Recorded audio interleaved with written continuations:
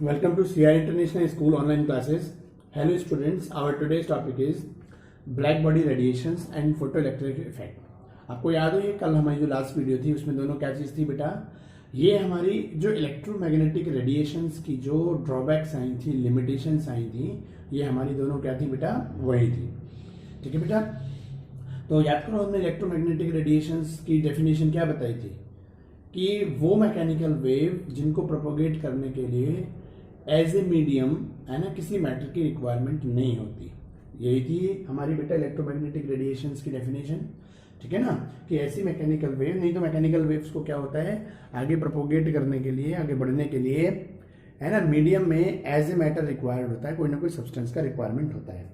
ठीक है नहीं, लेकिन जैसे हमारी ये गामा रेज, एक्स रेज हुई है ना, यूवी, आईआर वगैरह होती हैं, इनको बेटा है ना आगे प्रोपोगेट करने के लिए किसी मीडियम में एज ए मैटर की रिक्वायरमेंट नहीं होती। Is it clear? तो हमने इस तरीके से सबसे पहले आपको इलेक्ट्रोमैग्नेटिक रेडिएशंस के बारे में बताया।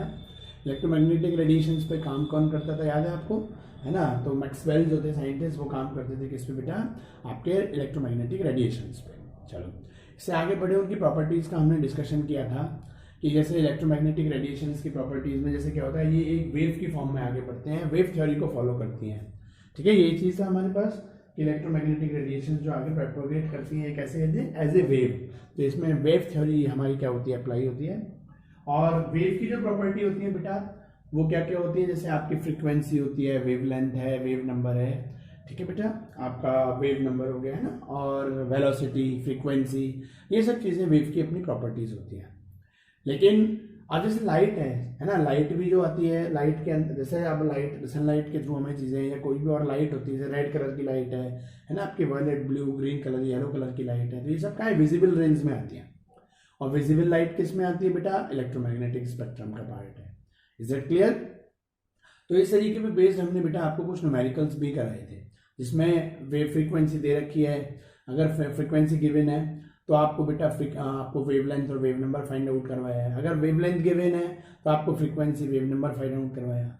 एक हमने रेडियो वेव से रिलेटेड है ना, विविध भारती, आपको जो विविध भारती रेडियो स्टेशन, मतलब जो एफएम स्टेशन होता है ना, जो आपको रेडियो में अलग अलग डिफरेंट सॉन्ग्स या कोई प्रोग्राम सुनाई देते हैं, वही रेडियो फ्रिक्वेंसी है ना। पहले जैसे स्टार्टिंग जमाने में बेटा ये कलर टीवी वगैरह इतना जितना आज मॉडर्नाइजेशन है ना, सैटेलाइट फंक्शंस हैं, चीज़ें हैं, ये सब पहले नहीं थे। तो पहले क्या होता था, टीवी से पहले भी सुनने की चीज़ें होती थी है ना, तो रेडियो हुआ करते थे। तो रेडियो पे क्या होता है, डिफरेंट है ना रेडियो स्टेशन होते थे। कभी आपने पुराना रेडियो देखा हो तो उसमें एक घुमाने की अपना होता था पॉइंट, उसे घुमाते हैं तो हमारी क्या होती थी, रेडियो स्टेशन की फ्रीक्वेंसी चेंजेस होती थी।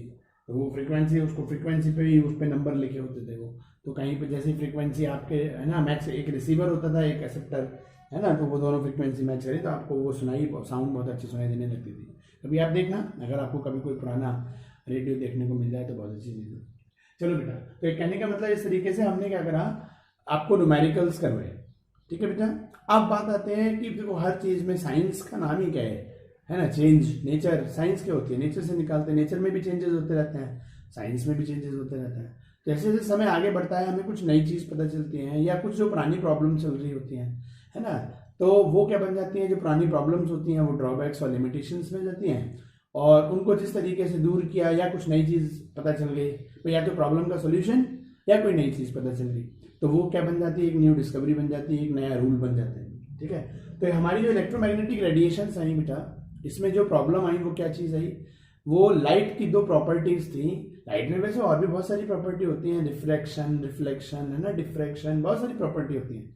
ये सब आप प्लस 2 फिजिक्स में जब आपकी ऑप्टिक्स यूनिट आएगी, एक पूरी यूनिट है लाइट है ना ऑप्टिक्स की, वहाँ पे आप यही सब चीज़ें पढ़ोगे तो वहाँ आपको डेप्थ में पढ़ाई जाएंगी ये कि रिफ्रैक्शन क्या है, रिफ्लेक्शन क्या है, छोटी बेसिक डेफिनेशंस तो आप 9th-10th में भी पढ़ के आएंगे बेटा, क्लियर है। लेकिन इसको डेप्थ में आप पढ़ोगे वहाँ पर। Is it clear? तो इसी तरीके से एक प्रॉपर्टी है लाइट की, ब्लैक बॉडी रेडिएशन, और एक प्रॉपर्टी है बेटा फोटो इलेक्ट्रिक इफेक्ट। तो इन्होंने क्या करा था, वो वेव थ्योरी को फॉलो नहीं करते हैं। अब वो बात, पहली बात कैसे होता क्या है ये ब्लैक बॉडी रेडिएशन और फोटो इलेक्ट्रिक इफेक्ट, ठीक है, पहले हम इसके बारे में जानेंगे, फिर बात करेंगे किसकी, क्योंकि उनके रीजंस की, उनके एक्सप्लेनेशन की, कि कैसे बेटा ये साइंटिस्ट लोगों को क्लियर हुआ कि ये वेव थ्योरी को फॉलो नहीं करते। और यहीं से जब एक नई चीज बनेगी, जब ये क्लियर हो जाएगा कि ये वेव थ्योरी को फॉलो नहीं करते, तो ड्वेल नेचर ऑफ लाइट, ये पार्टिकल थ्योरी को फॉलो करती है। दोनों लाइट की ये दोनों प्रॉपर्टी किसको फॉलो करती है, है ना, जो मैटर वाली प्रॉपर्टी है, मतलब पार्टिकल नेचर। तो इस तरीके से जब ये क्लियर हो जाएगा तब जाके एक नया टॉपिक और बन जाएगा, ड्वेल नेचर ऑफ लाइट, मतलब light having the both type of tendency, both type of property, wave property as well as the, है ना, पार्टिकल प्रॉपर्टी। तो वो ड्वेल नेचर ऑफ लाइट बनेगा बेटा। ठीक है, तो पहले बात करते हैं कि ये ब्लैक बॉडी रेडिएशंस होती क्या है, समझ में नहीं, और उसके बाद बात करेंगे हम आपके फोटो इलेक्ट्रिक इफेक्ट की। चलो, तो ब्लैक बॉडी रेडिएशंस देखो बेटा क्या होती है, कोई भी मान लो कोई ऑब्जेक्ट है, कोई बॉडी है, हाँ, एक इस चीज से आप ये मत लेना कि वो ब्लैक कलर की बॉडी, ठीक है, नहीं, वो ब्लैक कलर की बॉडी नहीं है उसका ना, क्यों हम कहते हैं, मतलब एनी बॉडी, कोई भी आपकी ये बॉडी है, कोई भी सब्सटेंस है, समझ में आ गया, इस पे आपने किसी भी फ्रीक्वेंसी की लाइट डाली, समझ में आया, आपने इस पे किसी भी फ्रीक्वेंसी की, है ना, लाइट ऑफ एनी फ्रीक्वेंसी,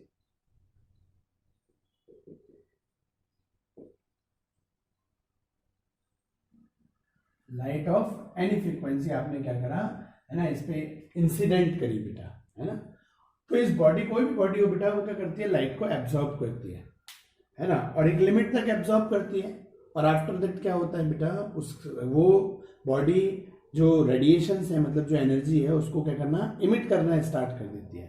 तो वो इस बॉडी ने भी की, तो इसने बेटा क्या करा होगा अपनी तरफ, है ना, पहले एनर्जी को एब्जॉर्ब किया, ये क्या हो रहा है, इंसिडेंट हो रही है ना, तो यहाँ पे इस प्रोसेस में क्या चल रहा है ना, यहाँ पर एब्जॉर्प्शन, है ना, एब्जॉर्बिंग द एनर्जी, ये बॉडी जो है वो क्या कर रही है, एनर्जी को बेटा एब्जॉर्ब कर रही है, इज इट क्लियर, और यहां से क्या हो रहा है ना, इमिशन ऑफ, है ना, लाइट, या हम कह सकते हैं एनर्जी। भाई लाइट देखो, एनर्जी जो होती है, हीट एनर्जी भी होती है, लाइट एनर्जी भी होती है, लाइट में भी क्या होती है, बेसिकली एनर्जी ही होती है बेटा।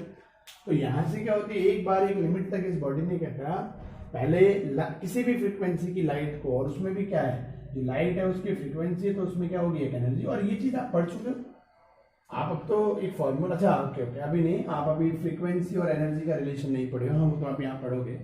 तो ब्लैक बॉडी समझ में आया, किसी भी कलर की बॉडी हो सकती है, जरूरी नहीं है कि वो ब्लैक ही हो, ठीक है। तो ब्लैक बॉडी क्या हो, पहली चीज तो ब्लैक बॉडी और फिर ब्लैक बॉडी रेडिएशन, है ना, ये दो अलग अलग बातें हैं, तो थोड़ा ध्यान से देखना। तो ब्लैक बॉडी की डेफिनेशन क्या है बेटा, ऐसी बॉडी, ऐसा सब्सटेंस जो अपने ऊपर पड़ने वाली, है ना, अपने ऊपर इंसिडेंट होने वाली किसी भी फ्रीक्वेंसी की लाइट को एब्जॉर्ब कर ले, और उसका मैक्सिमम पार्ट, है ना, क्या कर दे, 100%, तो देखो कोई भी चीज 100% तो होती नहीं, आइडियल तो होती नहीं है ना, लेकिन यही कहा गया मैक्सिमम पार्ट क्या कर दे, इमिट कर दे, अप्रोक्सीमेटली 100% पार्ट ही क्या कर दे, मतलब अपने ऊपर पड़ने वाली जितनी एनर्जी आई उस सबको एब्जॉर्ब कर लिया इसने, और उसी को सबको क्या कर दे, बाद में इमिट कर दे, क्लियर, अपने पास रोके नहीं। नहीं तो बॉडी क्या होती है, जैसे जब बॉडी पे एनर्जी या रेडिएशन आती है तो उसको एब्जॉर्ब करते हैं, और एब्जॉर्ब करने के बाद जो टोटल एनर्जी आई उसका कुछ पार्ट अपने पास रोक लिया और बाकी क्या कर दिया, इमिट कर दिया, जनरली ये होता है। अब अलग अलग बॉडी अलग अलग एनर्जी को एब्जॉर्ब करती है, बाकी बचा हुआ पार्ट इमिट कर देती है।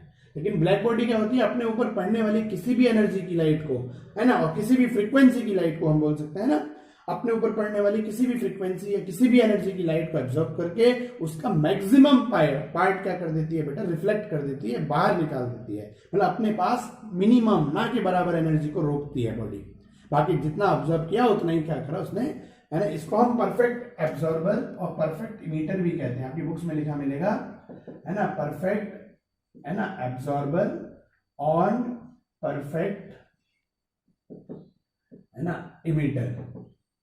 तो ऐसी बॉडी, अब समझ में आ गया बेटा, कि ऐसी बॉडी जो अपने ऊपर पड़ने वाली किसी भी फ्रीक्वेंसी की लाइट, किसी भी फ्रीक्वेंसी या किसी भी एनर्जी की लाइट को एब्जॉर्ब कर ले, और उसका मैक्सिमम पार्ट, है ना, मिनिमम पार्ट भी अपने पास, मतलब बहुत कम पार्ट अपने पास रोके, है ना, नहीं तो मैक्सिमम पार्ट 100% पार्ट क्या कर दे, एनर्जी का इमिट कर दे, तो ऐसी बॉडी क्या कहलाती है, ब्लैक बॉडी कहलाती है। ओके, चलो बेटा, और ऐसी बॉडी से निकलने वाली जो रेडिएशन है, ये जो आपके पास होता है, पहले तो इसने ऑब्जर्व करी, है ना, ब्लैक बॉडी ने पहले क्या करा, रेडिएशंस को, एनर्जी को क्या करा, एब्जॉर्ब किया, और आफ्टर दैट क्या करा, उसने उनसे रेडिएशंस को, एनर्जी को क्या करा, इमिट किया। तो ऐसी ब्लैक बॉडी से निकलने वाली रेडिएशंस को हम क्या बोलते हैं, ब्लैक बॉडी रेडिएशंस बोलते हैं। समझ में आया बेटा? चलो दोबारा एकदम समराइज कर देता हूं। कोई भी बॉडी, कोई भी सब्सटेंस जो अपने ऊपर पड़ने वाली किसी भी फ्रीक्वेंसी या किसी भी एनर्जी की लाइट को एब्जॉर्ब कर ले और उसका मैक्सिमम पार्ट अप्रोक्सीमेटली 100% पार्ट क्या करे, इमिट कर दे, तो ऐसी बॉडी क्या कहलाती है, ब्लैक बॉडी कहलाती है। और ऐसी ब्लैक बॉडी से निकलने वाली, इमिट होने वाली जो रेडिएशंस होती हैं, समझ में आया, वही एनर्जी रेडिएशन की फॉर्म में बाहर आएगी। तो ऐसी बॉडी से इमिट होने वाली जो रेडिएशंस होती हैं हम उनको क्या बोलते हैं, ब्लैक बॉडी रेडिएशंस बोलते हैं। तो हम ब्लैक बॉडी को शॉर्ट में ऐसे भी बोल सकते हैं कि ऐसी बॉडी जो परफेक्ट एब्जॉर्वर हो, मतलब अपनी ऊपर पड़ने वाली मैक्सिमम सबको एब्जॉर्ब कर ले और जितना एब्जॉर्ब किया वो सब निकाल भी दे, तो परफेक्ट एब्जॉर्बर और परफेक्ट इमीटर जो बॉडी होती है that is also called the black body. और ऐसी बॉडी से निकलने वाली जो रेडिएशंस होती हैं हम उनको क्या बोलते हैं, ब्लैक बॉडी रेडिएशंस। ठीक है बेटा, चलो अब देखो इसके कॉज पे गए। जब साइंटिस्ट लोगों ने इसका पता किया कि इसके पीछे ऐसा है क्या, है ना, ये ऐसा कैसे करती हैं, तो देखो उन्होंने क्या पाया, कोई भी सब्सटेंस हो बेटा, आप सब जानते हो, आपके पास कोई भी सब्सटेंस है, ठीक है, तो वो क्या होता है, छोटे छोटे पार्टिकल से मिलकर बना होता है। अब इन पार्टिकल्स के बीच में फोर्स ऑफ अट्रैक्शन और इंटरमॉलिक्यूलर डिस्टेंस और इंटरमॉलिक्यूलर फोर्स ऑफ अट्रैक्शन होता है, समझ में आया नहीं? तो किसी के बीच में इंटरमॉलिक्यूलर फोर्स बहुत ज्यादा होता है, किसी के बीच में इंटरमॉलिक्यूलर फोर्स बहुत कम होता है। जितना ज्यादा इंटरमॉलिक्यूलर फोर्स होगा उतने पार्टिकल क्या होंगे, पास पास होंगे। तो आपको याद है 9th के फर्स्ट चैप्टर में आपको एक सॉलिड लिक्विड गैस की एक प्रॉपर्टी पढ़ाई गई थी, रिजिडिटी। आपको अगर याद आ रही हो तो रिजिडिटी क्या है कि पार्टिकल्स की जो कोई भी सब्सटेंस जो होता है ना, उसमें पार्टिकल्स में वाइब्रेशंस जितने ज्यादा होते हैं, वाइब्रेशंस क्या होते हैं, याद करो, हमने इस टाइप से आपको टीचर्स ने पढ़ाया होगा कि जब एक पार्टिकल आगे गया, आगे टकरा के तुरंत लौट आया, एक क्या है, गैप है, ये यहां तक गया और वापस उतना नहीं लौटा। तो जब कोई एक पार्टिकल अपनी पोजीशन को छोड़े और छोड़ के अपनी पोजीशन पे वापस आ जाए, जिसको आप ऑसिलेशन भी कहते हो, है ना, ऑसिलेशंस भी बोला जाता है, समझ में आ गया, उसको क्या कहते हैं भाई, टकराया, आगे गया, टकराया, टकरा के वापस आ गया अपनी पोजीशन पे, अपनी पोजीशन छोड़ना फिर अपनी पोजीशन पे वापस आ जाना, दैट इज ऑसिलेशंस या वाइब्रेशंस। तो रिजिडिटी क्या होती है कि रिजिडिटी, आप देखो सॉलिड में क्या होता है, पार्टिकल्स बहुत पास पास होते हैं, near touch to each other होता है।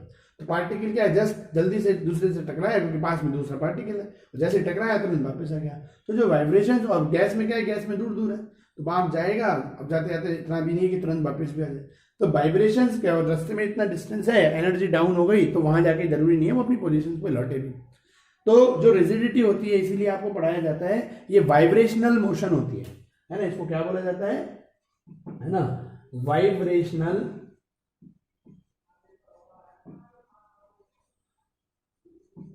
मोशन ऑफ पार्टिकल्स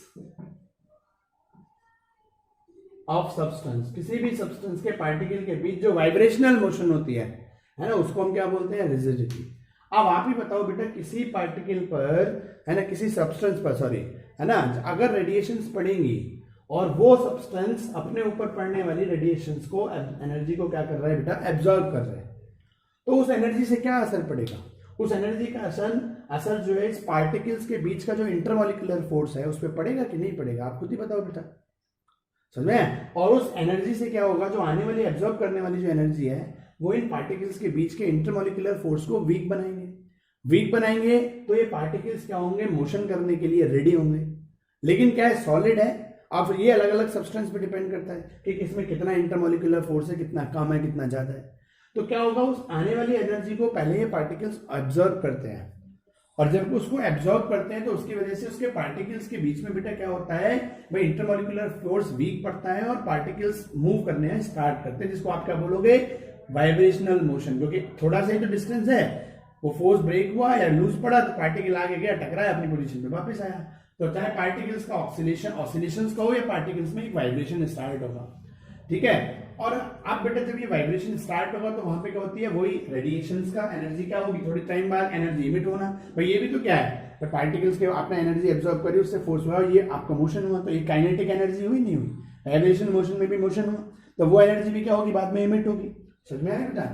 तो इस तरीके से इन साइंटिस्ट लोगों ने इसका कॉज पे कहां पे गए कि बेटा जब भी कोई बॉडी जो होती है ना, जब भी हम किसी बॉडी पर कोई लाइट डालते हैं, कोई एनर्जी डालते हैं, रेडिएशंस डालते हैं किसी भी फ्रीक्वेंसी की, तो सब्सटेंस के बॉडी के जो एटम्स होते हैं, है ना, are set into the oscillations and emitted the radiation of the frequency.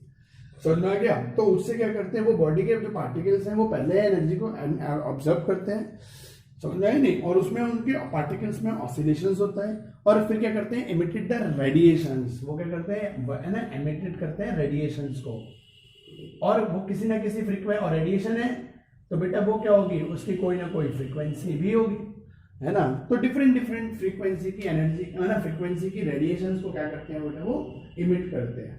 समझ में आ गया, क्लियर। तो इस तरीके से क्या होता है कि हीटिंग, और ये चीज क्या चलती है, आप एनर्जी अगर कॉन्टिन्यूअस देते जा रहे हो तो आपकी क्या होगी, उस बॉडी की एनर्जी बढ़ती जाएगी बढ़ती जाएगी, और जिससे क्या होगा, वाइब्रेशनल मोशन बढ़ेगी, वाइब्रेशन मोशंस बढ़ेगी तो उससे जो इमिशन होने वाली रेडिएशंस है, मतलब जिस, तो वो बढ़ती जाएंगी, तो उससे क्या होगा, फ्रीक्वेंसी बढ़ती जाएगी, जो इमिटेड रेडिएशंस है उसकी फ्रीक्वेंसी बढ़ती जाएगी। आगे पॉइंट समझ में। तो इस तरीके से क्या होता है, जितना इसने ऑब्जर्व किया उतना मैक्सिमम पार्ट क्या हो जाता है, इमिट हो जाता है।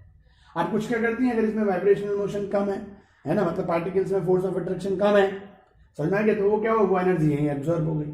वाइब्रेशन मोशन, पार्टिकल दूर दूर है तो वो इतना एनर्जी क्या होगा, यहाँ से यहाँ जाने में भी खर्च हो गई, तो दोबारा वापस आने में नहीं होगी ना।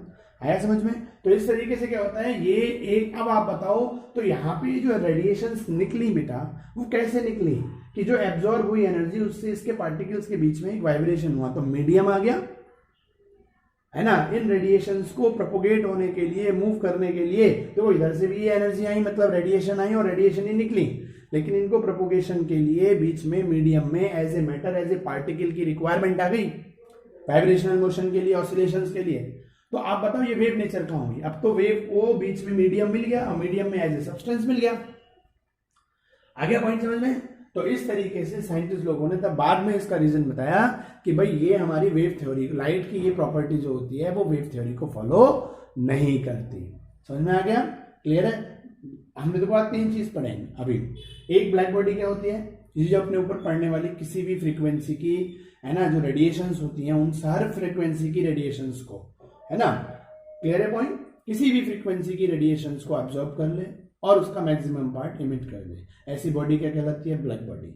और ऐसी ब्लैक बॉडी से इमिट होने वाली जो रेडिएशंस हैं, है ना, क्लियर, मैं भी इनको हटा ही देता हूं एनर्जी, क्योंकि एनर्जी का रिलेशन तो आप पढ़ोगे अभी, ठीक है। अभी बेसिकली हमारा क्या है, फ्रीक्वेंसी ही है, तो है ना, किसी भी, तो आपकी जो लाइट है वो किसी भी फ्रीक्वेंसी की लाइट इस पे आएगी, यानी फ्रीक्वेंसी, ठीक है। एनर्जी में हटा ही देता हूँ, क्लियर, क्योंकि इसी में आगे आप आगे ही रिलेशन पढ़ोगे फ्रीक्वेंसी और एनर्जी का, तो मैं अभी पहले से एनर्जी क्यों लिखूँ, ठीक है ना बेटा। तो ये ब्लैक बॉडी हो गया, ब्लैक बॉडी रेडिएशन समझ में आ गया, क्लियर। अब बात आते हैं इसके कॉज पे। साइंटिस्ट लोगों ने जब इसका एक्सप्लेनेशन दिया कि ये ब्लैक बॉडी में मतलब ऐसे अपने ऊपर पड़ने वाली रेडिएशंस को, ये इस मैक्सिमम पार्ट को इमिट कैसे कर देती है, तब उन्होंने क्या पाया कि भाई बॉडी के अंदर क्या होते हैं, पार्टिकल्स होते हैं, पार्टिकल्स के बीच का एक इंटरमोलिकुलर फोर्स होता है। जब किसी भी फ्रीक्वेंसी, डिफरेंट डिफरेंट फ्रीक्वेंसी की, है ना, डिफरेंट डिफरेंट फ्रीक्वेंसी, यहाँ भी मैं एनर्जी की जगह क्या कर देता हूँ अभी बेटा, है ना, फ्रीक्वेंसी कर देता हूँ, क्लियर है पॉइंट। क्योंकि अभी तो हमारे पास किसी भी फ्रीक्वेंसी की लाइट जब आई, यानी फ्रीक्वेंसी ना, तो उसने क्या करा, उस फ्रीक्वेंसी की वजह से उस, है ना, लाइट की, ये आपके पार्टिकल्स जो होते हैं बेटा, इनके बीच में वाइब्रेशंस बढ़ते हैं, है ना, ऑसिलेशंस बढ़ते हैं, और जब ये ऑसिलेशंस बढ़ते हैं तो वो क्या करते हैं, रेडिएशंस को इमिट करते हैं, ठीक है, पॉइंट समझे। भाई किसी भी फ्रीक्वेंसी की लाइट को इन्होंने ऑब्जर्व किया, उसकी वजह से पार्टिकल्स के बीच में ऑसिलेशंस बढ़े, है ना, ऑसिलेशंस, और ऑसिलेशंस जब होते हैं तो वो क्या करते हैं, इमिशन ऑफ द रेडिएशंस करता है, और जैसे जैसे एब्जॉर्प्शन ऑफ लाइट बढ़ता जाएगा वैसे वैसे पार्टिकल्स के बीच का वाइब्रेशंस बढ़ेगा, वाइब्रेशंस बढ़ेगा तो रेडिएशंस भी बढ़ते जाएंगे, और उनकी फ्रीक्वेंसी भी क्या होती होगी बेटा, बढ़ती जाएगी। समझ में आ गया। तो इस तरीके से इन्होंने ब्लैक बॉडी जो होती है बेटा, वो एनर्जी को एब्जॉर्ब और उसको बेटा आगे क्या है, एनर्जी को इमिट करने में, मतलब रेडिएशंस को जो प्रोपोगेशन हुआ उसमें मीडियम के पार्टिकल्स का रोल आ गया, समझ में आया नहीं। और हमारी इलेक्ट्रोमैग्नेटिक रेडिएशंस क्या कहती हैं, है ना, कि ऐसी मैकेनिकल वेव्स, है ना, ये भी तो मैकेनिकल वेव्स का ही पार्ट हुआ, कि जिनको प्रोपोगेट करने के लिए मीडियम में एज ए मैटर या पार्टिकल की रिक्वायरमेंट नहीं होगी। समझ में आ गया बेटा। चलो, अच्छा, आपने कभी एक चीज ऑब्जर्व करी, देखो इसका एक जनरल सा क्वेश्चन क्या है, हम आपको ये तो पढ़ा चुके हैं, है ना, कि वेव ग्योर जो होता है ना, अब इसमें रेड कलर की जो होती है बेटा, वेवलेंथ तो मैक्सिमम होती है, और जो फ्रीक्वेंसी होती है वो रेड कलर की क्या होती है, मिनिमम, और इसकी है तो वायलेट कलर की ये क्या होगी जी, मिनिमम, है ना, और हमारी ये क्या होगी, आपका जो न्यू होगी वो मैक्सिमम, मतलब फ्रीक्वेंसी, ये फ्रीक्वेंसी, ये तो आपको भाई हम इलेक्ट्रोमैग्नेटिक स्पेक्ट्रम की प्रॉपर्टीज पढ़ा चुके हैं। तो अब आप देखो बेटा, कभी भी आप जब किसी चीज को हीट करते हो, किसी भी सब्सटेंस को हीट करते हो, सबसे पहले वो कौन सा कलर शो करता है, कभी सोचो, रेड कलर होता है, रेड से येलो, ऑरेंज येलो की तरफ बढ़ते जाती है चीज़ें। कभी मोमबत्ती की लौ पे फोकस होना, है ना, कि कहीं पे वो रेडिश दिखेगी, कहीं पे ब्लूइश, है ना, येलोइश, है ना, इस आया पॉइंट समझ में। तो ये रीज़न क्या होता है, आप ही बताओ। जैसे ये एक बॉडी है, अब इसको आप हीट दे रहे हो, हीट में भी तो क्या होती है, एक एनर्जी होती है, एक रेडिएशंस होती है, समझा, उनमें फ्रिक्वेंसी होगी, ये नहीं लाइट में ही होती है ना, आगे पॉइंट में हीट में भी तो होती है। तो आपने किसी बॉडी को हीट करना स्टार्ट किया और उसके पार्टिकल्स ने ऑसिलेशन स्टार्ट किया, ऑसिलेशंस बढ़ेगा तो आपकी फ्रीक्वेंसी बढ़ेगी। तो सबसे पहले जो रेडिएशंस निकलेंगी उनकी फ्रीक्वेंसी ज़्यादा होगी, या जितना हीट करते जाएंगे और उसमें उतना वाइब्रेशंस बढ़ा, और वाइब्रेशन बढ़ने से आपके बेटा रेडिएशंस जो निकलेंगी उनकी फ्रीक्वेंसी बढ़ेगी। तो जो स्टार्टिंग में आपके जब हम लेस हीट करेंगे तो लेस वाइब्रेशन ऑसिलेशंस होंगे और लेस ही बेटा क्या होगी, रेडिएशन फ्रीक्वेंसी निकलेंगी। आगे पॉइंट में मतलब जो रेडिएशन निकलेंगे उनकी फ्रीक्वेंसी क्या होगी, कम होगी। तो हमारी फ्रीक्वेंसी किसकी कम होती है बेटा, रेड कलर की। समझ में आ गया, क्लियर है पॉइंट। तो रेड कलर की हमारी फ्रीक्वेंसी क्या है, सबसे कम। तो सबसे पहले हमें कौन सा कलर दिखाई देता है, रेड कलर ही दिखाई देता है। आगे पॉइंट समझ बेटा। तो इस तरीके से ये हमारा कहता है ब्लैक बॉडी रेडिएशन। तो आपके आज हमने एक टॉपिक लिया और विद रीजन, ठीक है बेटा। अगले नेक्स्ट वीडियो में हम कर लेंगे आपके, है ना, फोटो इलेक्ट्रिक इफेक्ट के बारे में बात करेंगे, ठीक है। Okay, thank you.